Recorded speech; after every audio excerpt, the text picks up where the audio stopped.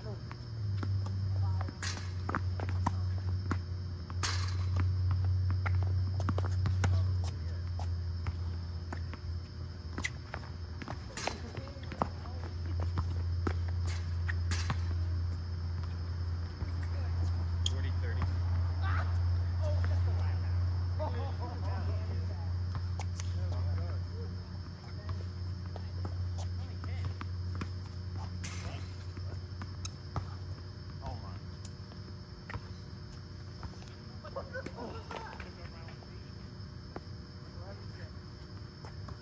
of play is old school. Very little flat. Top in on those strokes. Very flat.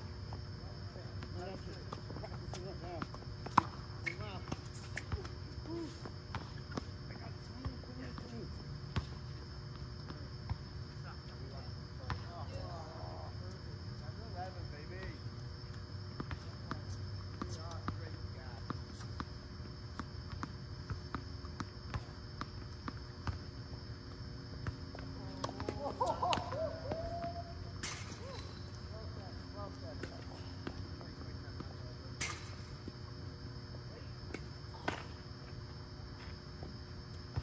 Slice. It's very hard to hit the serve with this racket. It's so wide body. But with a little practice, we'll get my rhythm back. It should be okay.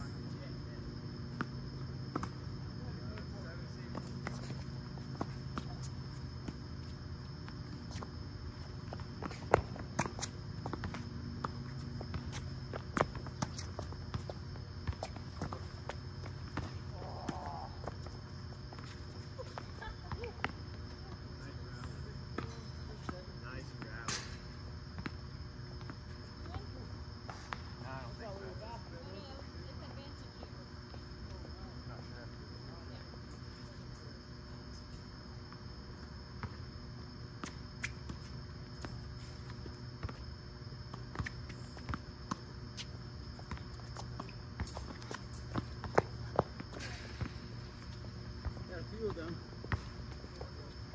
Oh my goodness. I destroyed this cone. Wow. Low profile strikes again.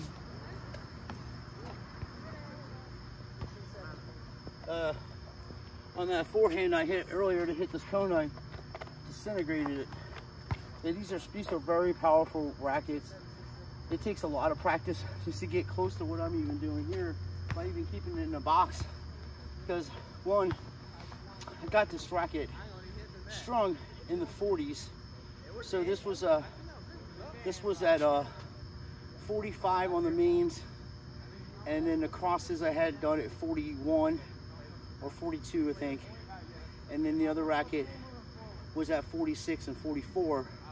So if I started playing with these rackets and took it seriously, I would probably get them strung at around 35 on the mains, and I'd get it strung looser on the crosses, probably around 31, 32, because you don't need a lot of, like, you don't have to swing really hard to hit the ball at this. And the only thing I dislike about this racket is, one, the thickness, and then the other one is just how handle heavy it is. And it takes a lot to swing through it. So when you're talking about pros and how hard to hit the ball, they're literally playing with a baseball, close to a baseball bat type racket. It's very stiff. Most of them are very stiff rackets, and they're very heavy, but most of them aren't really in the handle. I don't know about how most people, like the majority of pros, play in, but handle heavy rackets to me are a little more difficult to play with, because you're always adjusting for the weight in the handle, but you can get used to it. These aren't bad for 40-year-old rackets, folks. We're just demoing them out. I mean, these things are from the 90s, literally, and back in the day, they're probably around $250 brand new. Even back then, because they came from West Germany, and they're made of Kelvar, and there's there's hardly any bend in this racket when you hit it. So you can see when you hit these cones with a racket like this, you can destroy it. To play with these rackets, like to play with this kind of racket, you just gotta literally bring it back and hit through it. Like very little topspin. And if you hit with a lot of topspin with this, you may hit it off the frame, and the same with the serve. As you can see, sometimes the serve will come off the frame also. Just even if putting up, coming up to the line. There we go. 1890. Holding the continental grip. And just trying to get a slice on it. Wow, look at this serve coming off the ball. Jeez. Not only will you probably kill swings in rackets with this, just in front height, you'll definitely start breaking tennis balls.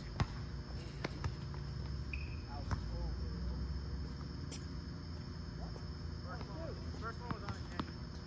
What? I don't know.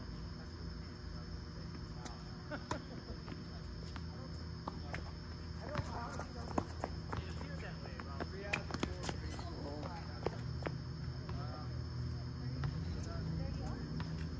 Balls.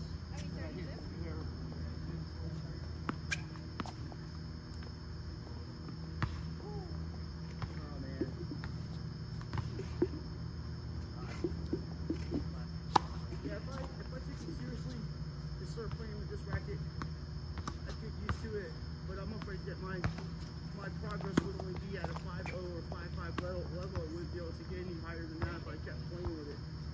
So that's my only dilemma. Plus it's just a heavy racket, and I am disabled, so I have to, use something that's a little easier on my body. With 2 replaced hips, it's hard to swing a racket like this, folks. But it's still fun. We're out here to have fun. That's all that matters.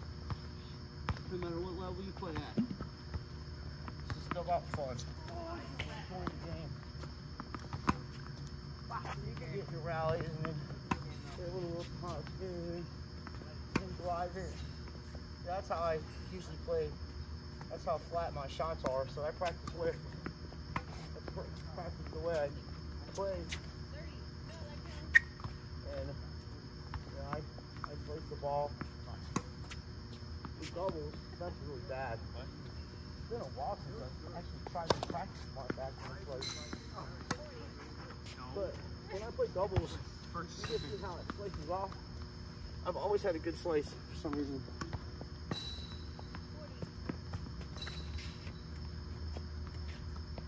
I also practice lobs. I want to try to get as high as I can and also to the baseline. Ball's coming. Sometimes you could just pop it up too on defense and to give you a chance to get back into the point. One of the things I always had when I was younger is two things that made me a really good player. Is one, I had a lot of speed, I was very quick, and two, my return serve. I used to get free points just standing there sometimes because people would be intimidated and I didn't do nothing. They didn't give me a chance to return a ball.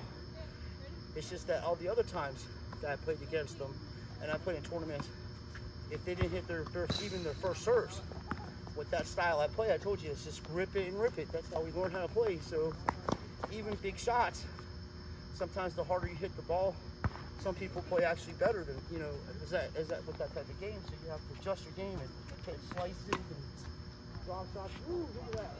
Good brain. Do a little spin. Have fun doing it, you know. That's not proper like, technique, that's just hacking. That's how you play the people you're playing against. In the real world, you're playing against hackers and people that are just, you're not going to hit a clean ball. So when you get a chance to hit a clean ball, you got to take advantage of that shot.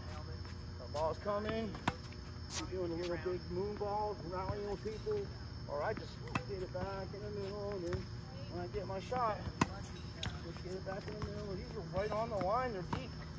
It's a deep shot. They may not be pretty, they might not have the best looking forehand or whatever, but they're a deep shot and it's good defense. You know, defensive play. You hit cross court and then get a ball coming and hit it down the line with it, you know. Give yourself a chance to get in the point. But you gotta practice the way you want to play. Like if you just want to play a softer style, where you just want to be consistent and get the ball in play, and just practice on the toss on your serve and throwing it up and hitting it like that.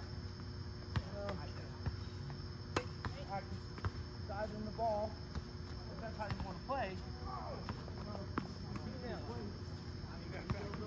The style, and that's how you would practice. And if you want to practice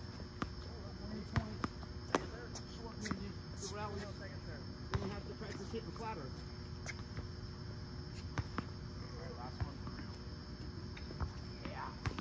And you want to play with proper tennis balls too, folks. Flat balls will get your arms, you can hurt your arm playing with those things.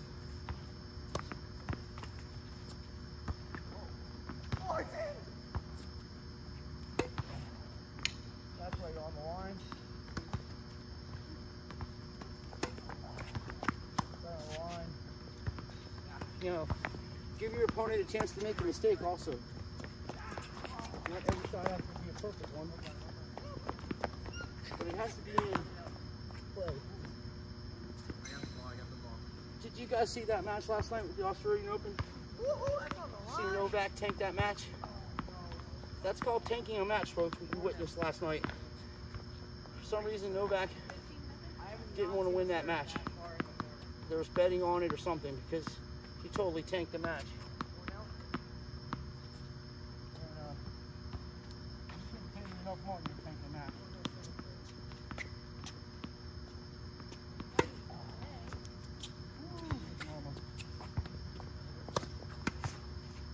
That was right on the line. And just give yourself a little chance to get in there. Most people want to take the foot like that on your backhand. You want to bring your back foot like this. Make sure your arm, this one's bent. And this one's stiff. And then get through it. I seen people play with an Eastern grip and they just hold the racket the same way for their backhand, and they have a really good backhand.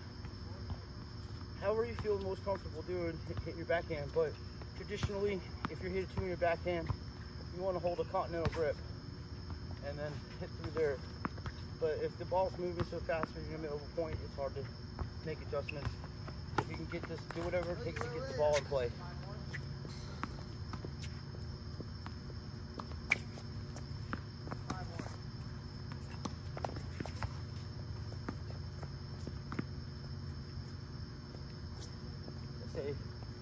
I do a lot of these practices. Now keep in mind, I'm 52 years old, folks. I'm not as young as I used to be. Run. At the middle. Ball's coming. That's how I play defense, practice defense. Just want to put the ball just a little bit up out of your reach. Make yourself get to it. About this one, this racket's hard to hit with top spin cross court. Yeah, sure. So keep that in mind too. If you play with a thicker racket, you got to cover reach the ball more. Get a little bit of that. And even then, because of the thickness of this racket, you're really going to have to hit underneath that ball to give it the lift it needs to give it the cross court shot. So I'll show you what I'm talking about. Because, as I said, I learned, that's my grip, 1, 2, 3 continental, Eastern grip. So you have that grip, and if you just bring it straight back, and just do it, running, if you're trying to, even that was why, if you're trying to hit a cross court shot on a run, you gotta really get underneath the ball and turn your body. That was a good shot. That's the stuff you gotta practice if you play with these rackets.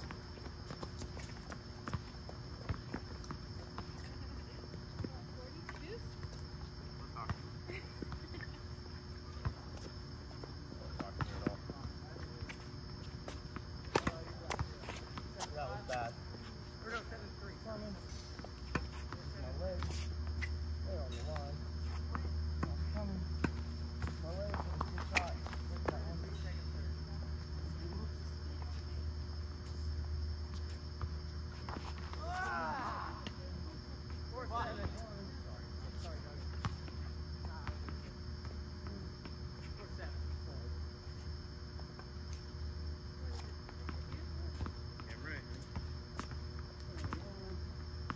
Loser drives home. Loser drives home. Oh! And you're the loser.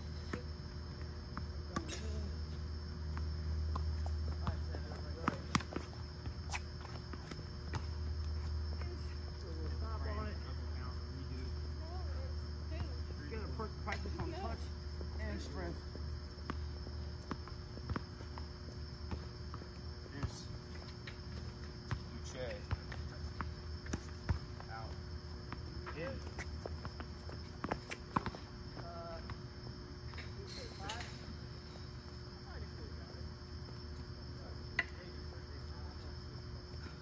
Was that on the line? 8-5, is that right? Oh my goodness.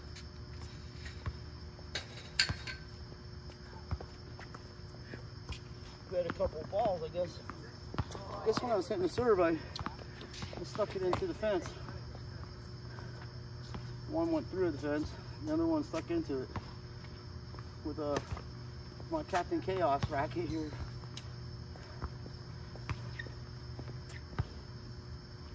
Yeah, I definitely like the strings. We got 16 gauge in the main and 17 on the cross. So it does, you can definitely get, you can feel it. It does have touch. As I say, that's close to my body, but that's a lot of times when people have a problem with that when play. So you want to practice it out in front of your body, with no matter what grip you bring, and just go through it. You can hear that. Did you hear that off the frame? You can hear it.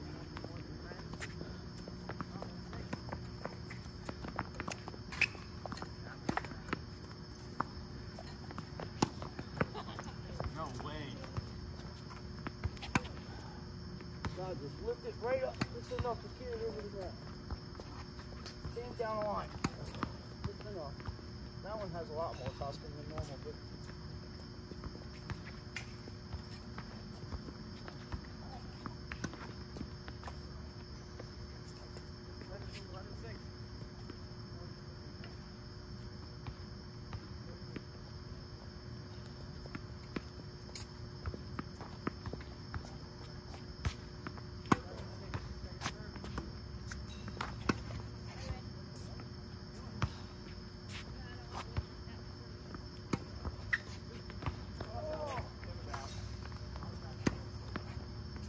see how I bend my legs to get underneath the ball too?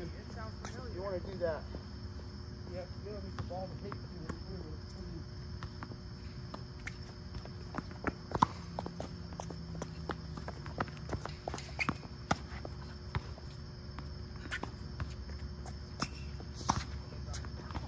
Well done on him. So I had to learn how to play tennis right-handed. I used to be left-handed when I was a kid, but I got hit by a car, and I had to learn how to do sports right-handed. So when you're playing left-handed, you actually have to have more room to hit the ball. 12-7, second serve. Sorry, that's what I'm talking about. Like left-handers have to hit it way out here if they're playing left-handed. You see what I'm saying?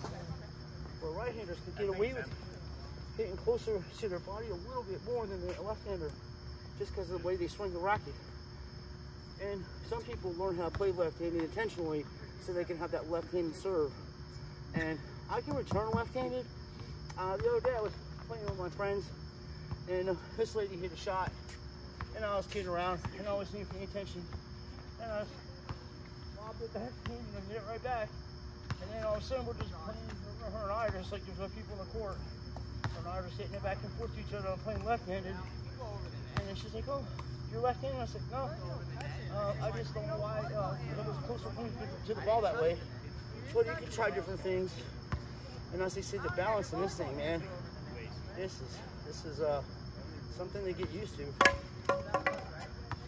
Because, like I said, I'm used to a racket that has a little more balance in the head. I don't remember when I ever played with these rackets that they were so handle heavy. Makes a big difference, folks. And also, I did remember I was telling you went down a size. This is 4.5, and now I'm playing with 4 3/8 grip with the other racket. So if I was to get back involved in these rackets, I'd probably get down to the 4 3/8 grip.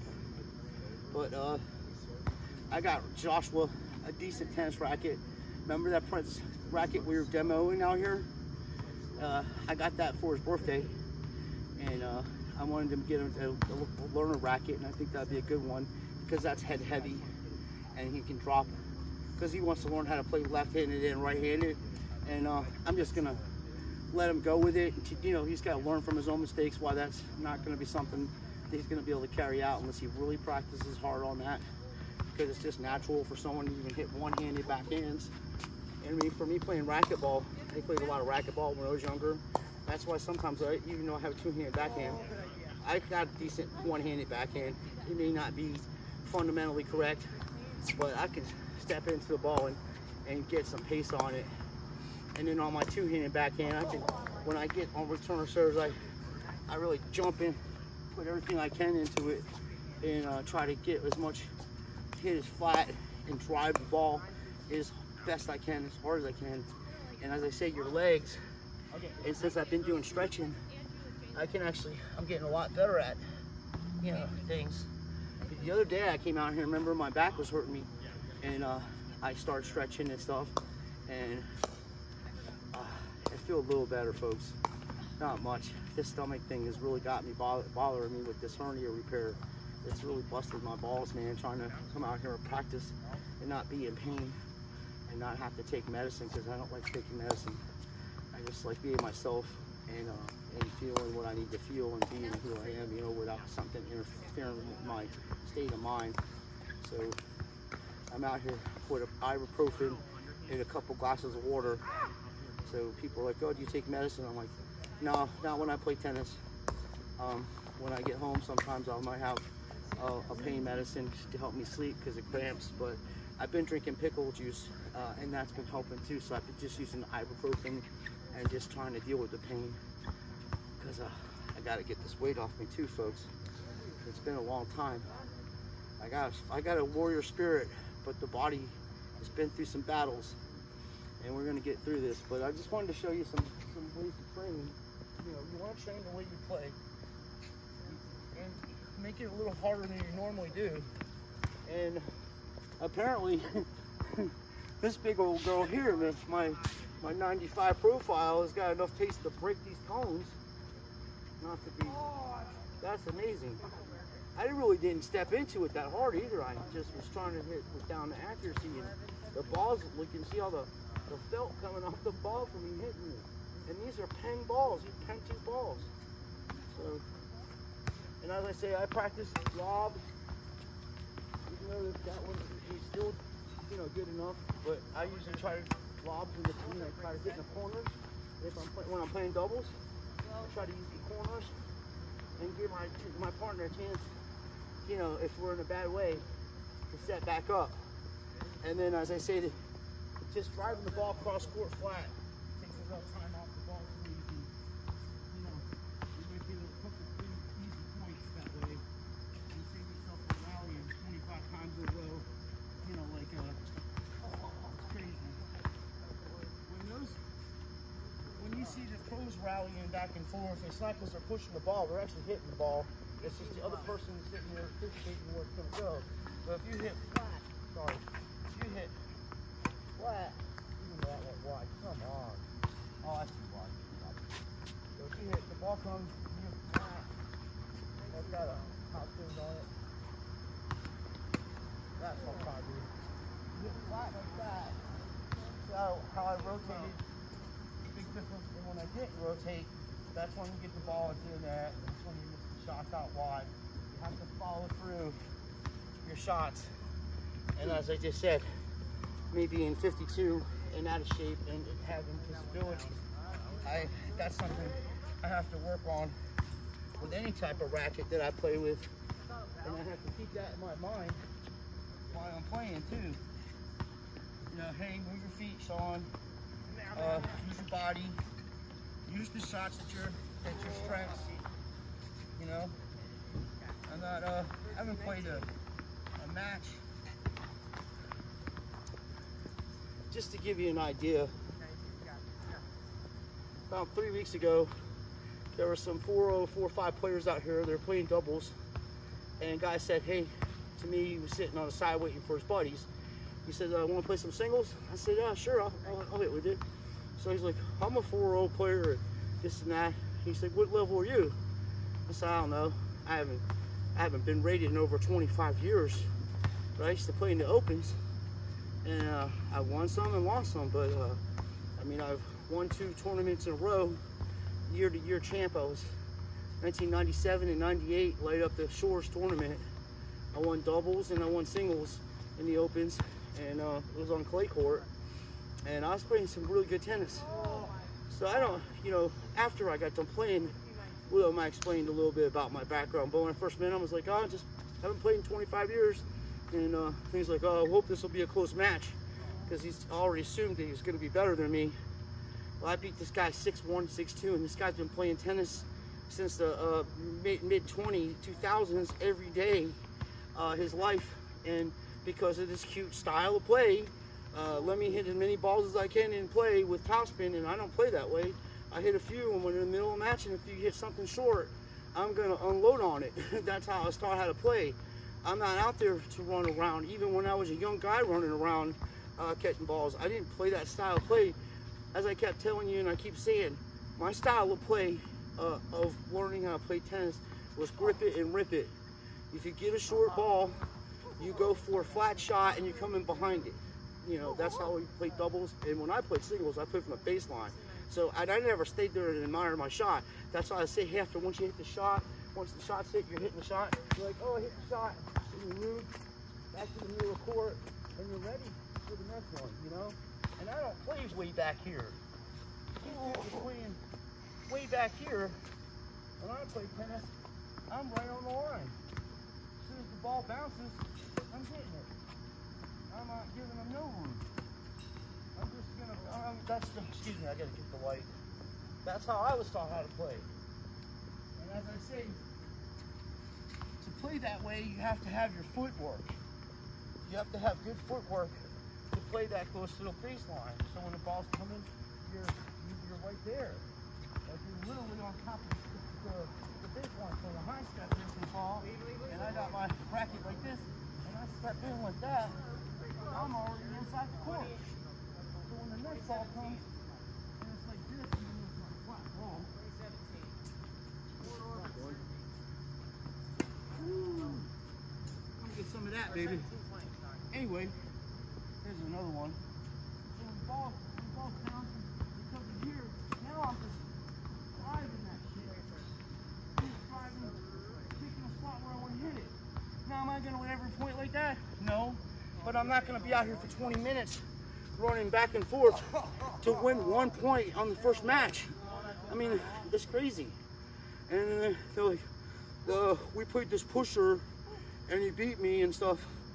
I can honestly say I've never lost to a pusher because, as I say, with the pushers, you make them come into the net.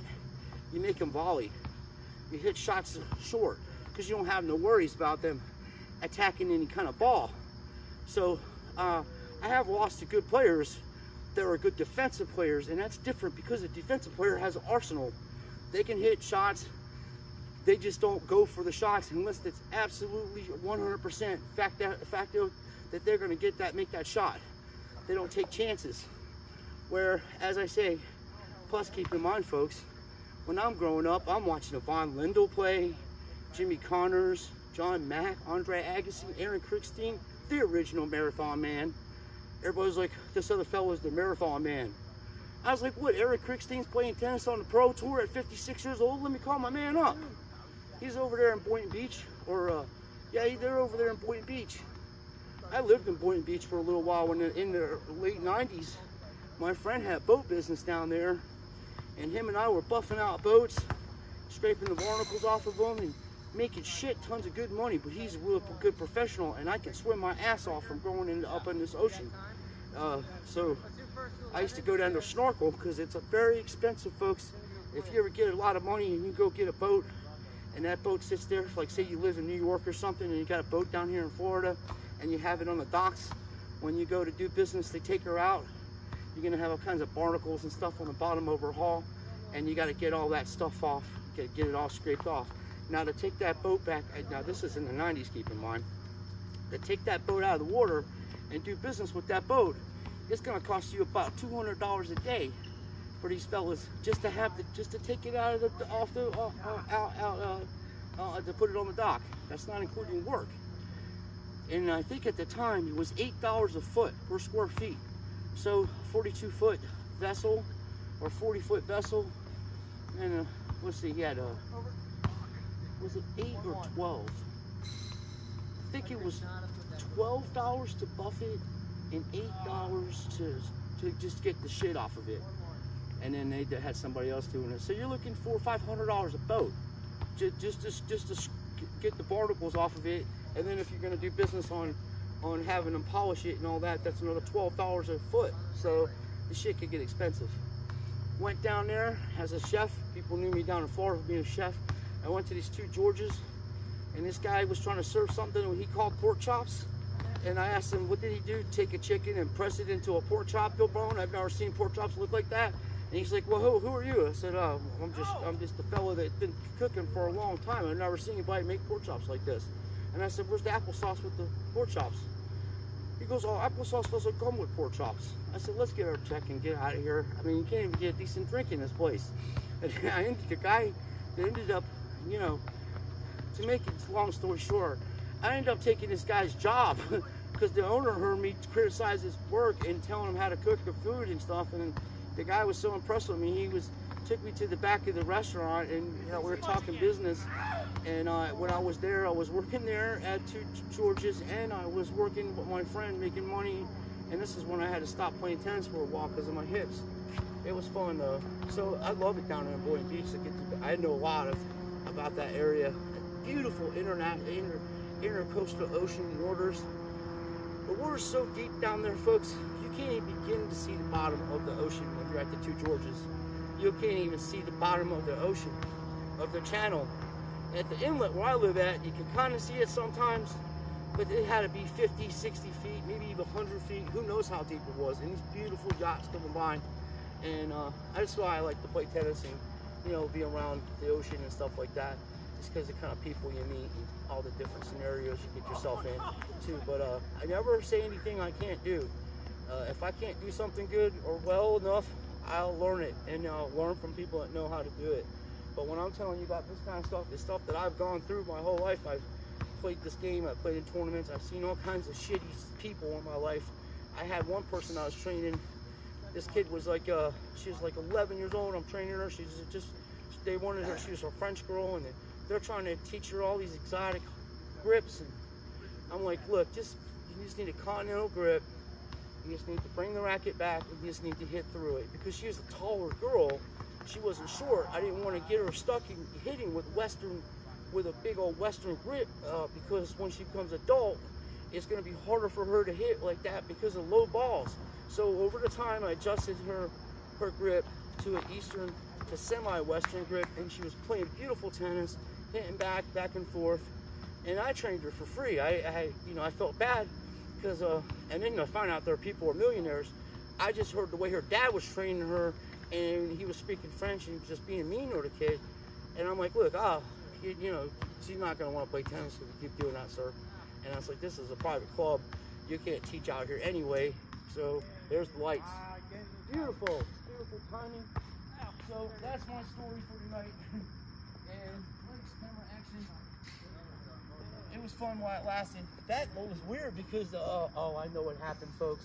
It isn't that, that the lights went off. That fella turned them off down there. It's time for us to shut it down. So I appreciate everybody watching. Thank you very much. You guys are awesome. And we'll come back here and we'll practice some more and do some more training. I was not expecting that fella to turn the lights off this early because there's a lot of kids playing tennis right now. So have a good night. Shout outs to my mans, Stefan's, and my man Nathan, and all my other new friends that are coming to watch our channel. Thank you so much, and I appreciate it. Shout out to all my people that I watch: Intuitive Tennis, HQ Tennis, Winston Wu, and all these fellas that I watch. There's Essential Tennis. He's doing new stuff. I like these dudes, you know, and they're trying to make tennis fun for everybody, and they're trying to teach everybody the game of tennis, so we'll have the game of tennis around for a while. And Nikolai's very, very good. He's very educated in the sport and has a knowledge of the history of the game, and I enjoy listening to him. So thanks for bearing with me tonight, and we did all right. Unfortunately, he lost a couple cones from old big girl here, hitting the ball with my man, my Wilson Profile 9.5. Let me take him down. Bertha here. I think I'm going to get some stencils made and put Bertha 1 and the other one will be Bertha 2. My friends will get a kick out of that. I love you folks. Just keep in mind, Jesus loves you and so do I. And don't ever forget that, okay?